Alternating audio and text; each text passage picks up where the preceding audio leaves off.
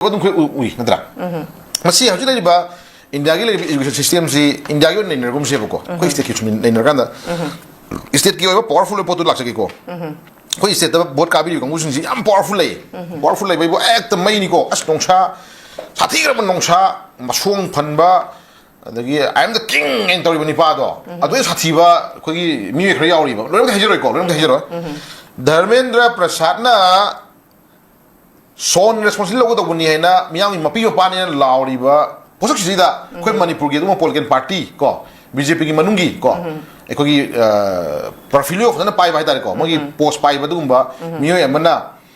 ꯀꯔꯤ ꯍꯥꯏꯅꯤ ꯙꯔꯃꯦꯟꯗ꯭ꯔ ꯄ꯭ꯔꯒꯔꯅ ꯄ꯭ꯔꯙꯥꯟꯅꯕꯨ ꯄꯦꯄꯔ ꯂꯤꯛ ꯑꯣꯏꯍꯟꯕ꯭ꯔꯥ ꯍꯥꯏꯁꯤꯕꯨ ꯃꯥꯅ ꯑꯣꯏꯍꯟꯕ꯭ꯔꯥ ꯍꯥꯏꯁꯤꯕꯨ ꯀꯥꯏꯅ ꯆꯦꯂꯦꯟꯖ ꯈꯨꯝꯃꯤꯅꯤꯀꯣ ꯈꯨꯝꯃꯤꯅꯤꯀꯣ ꯑꯗꯨꯒꯨꯝꯕ ꯃꯤꯗꯨꯒꯤ ꯀꯣꯛꯊꯣꯛꯅ ꯍꯥꯡꯗꯣꯛ ꯌꯦꯡꯅꯤꯡꯉꯤꯕ ꯑꯩꯈꯣꯏꯗꯤꯀꯣ ꯂꯩꯕꯥꯛ ꯑꯃꯗ ꯁꯦ ꯈꯨꯗꯝ ꯑꯣꯏꯅ ꯄꯍꯜꯒꯥꯝ ꯑꯦꯇꯦꯛꯇ ꯇꯨꯔꯤꯁꯇꯔ ꯃꯌꯥꯝ ꯑꯃ ꯑꯩꯈꯣꯏꯒꯤ ꯇꯦꯔꯣꯔꯤꯁ ꯃꯌꯥꯝ ꯑꯃ ꯅꯣꯡꯃꯩ ꯀꯥꯞ ꯍꯥꯠꯂꯝꯕꯗꯨ ꯑꯗꯨ ꯍꯣꯝ ꯃꯤꯅꯤꯁꯇꯔ ꯑꯃꯤꯠ ꯁꯥꯍꯅ ꯍꯥꯠꯄ ꯅꯠꯇꯦ ꯍꯥꯠꯂꯝꯕ ꯅꯠꯇꯦ ꯍꯥꯏꯇꯥꯔꯒꯗꯤ ꯊꯕꯛ ꯇꯧꯕꯤꯔꯨꯔ ꯇꯣꯛꯑꯣꯗꯅ ꯄ꯭ꯔꯥꯏꯝ ꯃꯤꯅꯤꯁꯇꯔ ꯈꯨꯗꯛꯇ ꯔꯤꯇꯥꯏꯔ ꯇꯧꯔꯤꯗꯨꯗꯤ ꯃꯥꯒꯤ ꯇꯧꯐꯝ ꯃꯊꯧꯅꯦꯅ ꯑꯩꯒꯤ ꯂꯩꯕꯥꯛ ꯑꯃꯒꯤ ꯃꯤ ꯁꯤꯔꯗꯤ ꯑꯩꯒꯤ ꯂꯩꯕꯥꯛ ꯑꯃꯒꯤ ꯇꯦꯔꯣꯔꯤꯁꯅ ꯑꯦꯇꯦꯛ ꯇꯧꯔꯛꯑꯗꯤ ꯑꯩꯒꯤ ꯂꯩꯕꯥꯛ ꯑꯃꯅ ꯁꯤꯃ ꯇꯧꯔꯛꯑꯒꯗꯤ ꯑꯩꯅ ꯄꯥꯏꯔꯤꯕ ꯕꯤꯚꯥꯒꯁꯤꯅ ꯑꯩ ꯗꯥꯏꯇꯅꯤ ꯍꯥꯏꯅ ꯈꯨꯗꯛ ꯍꯜꯂꯀꯥꯟꯗ ꯀꯞꯈꯥꯏꯔꯤꯗꯨꯗꯤ ꯔꯦꯁꯄꯣꯟꯁꯤꯕꯤꯂꯤꯇꯤ ꯐꯤꯛꯁ ꯇꯧꯔꯤꯅꯦꯕ ꯄ꯭ꯔꯥꯏꯝ ꯃꯤꯅꯤꯁꯇꯔꯁꯤ ꯀꯩꯅꯣ education minister kaino transport minister kaino finance minister kaino finance ka mari nabada state amagi na taga laiba amagi country amagi adu man lapses myam horok taragadi pai yo finance minister do adugi lapses ne madugi responsibility mon fix khon san ne ibu nang education minister pai ro ibu nang finance minister pai ro ibu nang adu oiro na inthui se nang si pai ga naim na nungai tummo ac ka da thamde laga ne ah chara ga nabu nana lairo na sinaba na te ko मागी मखाद ले जो विभाग में याम जिंदो होदनबा ngamदनबा को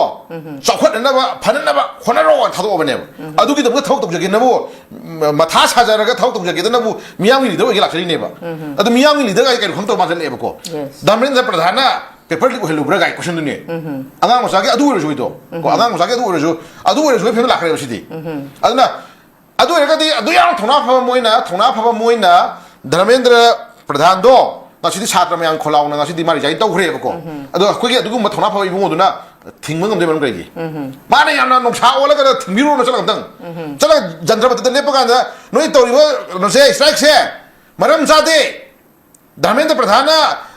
exam lik hen manate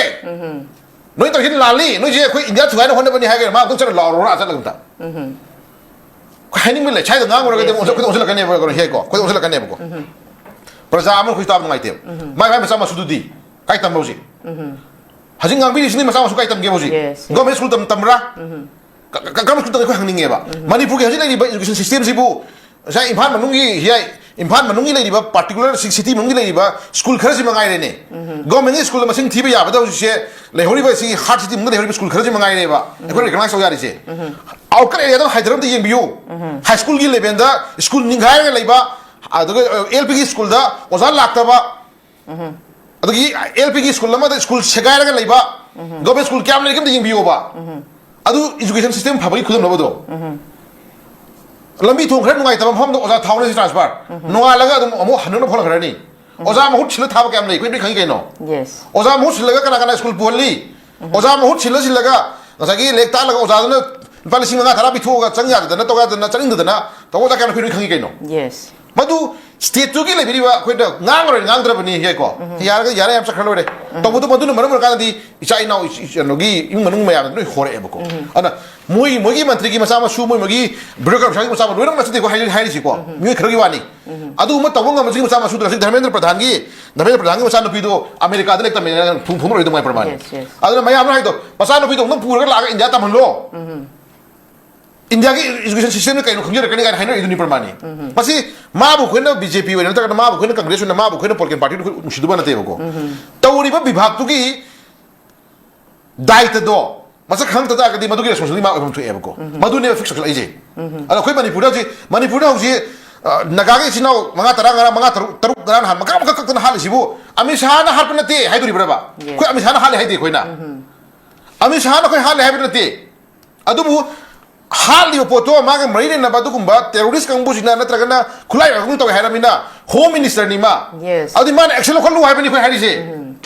ꯑꯗꯨ ꯂꯧꯈꯠꯄ ꯉꯝꯃꯣꯏꯗꯧ ꯇꯥꯔꯒꯗꯤ ꯃꯥ ꯃꯣꯔꯦ ꯒ꯭ꯔꯥꯎꯟꯗ ꯐꯣꯟ ꯊꯥꯗꯣꯛꯑꯣ ꯍꯥꯏꯕ ꯊꯣꯛꯇ꯭ꯔꯣ ꯍꯤꯌꯥꯏ ꯑꯗꯨꯒꯨꯝꯕ ꯄꯣꯠꯇꯣ ꯉꯁꯥꯏ ꯉꯥꯡꯕꯤꯔꯤꯕ ꯏꯕꯨꯡ ꯑꯣꯏꯕꯤꯃꯗꯨꯁꯨ ꯃꯉꯥꯏꯌꯦꯕ ꯀꯗꯥꯏꯗ ꯊꯣꯛꯂꯒ ꯉꯥꯡꯈꯠꯂꯤꯕ ꯒ꯭ꯌꯥꯟ ꯇꯥꯁꯜꯂꯛꯇ꯭ꯔꯦꯕꯀꯣ ꯃꯥꯒꯤ ꯃꯆꯥꯗꯣ ꯅꯤꯠ ꯊꯥꯕ꯭ꯔꯥ ꯅꯤꯠ ꯑꯁꯤ ꯀꯩꯅꯣ ꯍꯪꯕ ꯂꯩꯌꯦꯕꯀꯣ ngasi miyama satra kun mathwai thani je thaning na thab oirmadra adu su ngausin na sibo ngani haidri braba satra kun mathwai thagri je honorable prime minister na ngasi haira khreba khoi nuaite batuna khoi thon na khona ni haira khreba ko migi le adu kam chawro prime minister di nuaite na haira khreba khoi sidi da mogi karani makhong kolga hingba du mal leader khara du na de kadawre makhong pong nong chai tak da sidi da dharmendra pradhan ki tak wabi na sidi mara li hmane te kainwa mari le se law mu ta asla law su miwi lak kan tin satra mayam gi kholaw do adi mang tam le pa law adi manipur de du ko satra mayam do pe da mayam du thola kan da miwi la ma thola sin ku thane fin la thola law ta ga di wa ngang du na la na makhano kar nik dum to khine he ko politically moi party ma se hunna joga shukai de ko BJP Congress hunna gera BJP ga adu hunna gera amaga da hunna gera moi party ma se hunna joga shukai de party ma se hunna joga ma joga shukai de hura ma se haido joga shukai dura hura ma haido na gera ama hura to hanol joga shukai ta khoi khungjau ge ko praja da onjel laga sa onjel laga hore bi yusu onjel laga nda to action di tor kono khoi ko khoi no item phagera phagera khoi ju satra moi lag bu sinina awa ba khangi ngai ba khangi nit ki exam do tharani na khanja bada ahing tin tum cha ba khangdana wa na hora jarpa ले था को मैं